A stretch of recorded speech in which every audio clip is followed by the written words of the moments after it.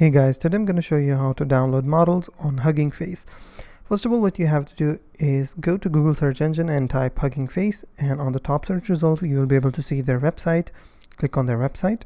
A new page will open where you'll land on this page. What you have to do is click on models. You will see models on the top section. Click on models. Now from here you will be easily able to download any AI model from here. But there are also some categories, for example, multi-model, computer version, normal language processing, audio, and tabular. So if you want to download text-to-speech, you will find it in the text-to-speech category section.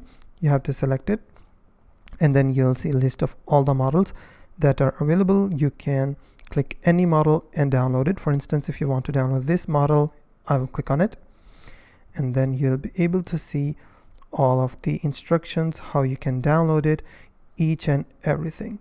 So what you have to do is go to File and Version, click on it, and you'll land on this page. You will see a downloading button. From here, you have to click on Download button and download all the files, and that way you'll be easily able to download models on HuggingFace. If you find this video helpful, please hit the like button, and also don't forget to subscribe.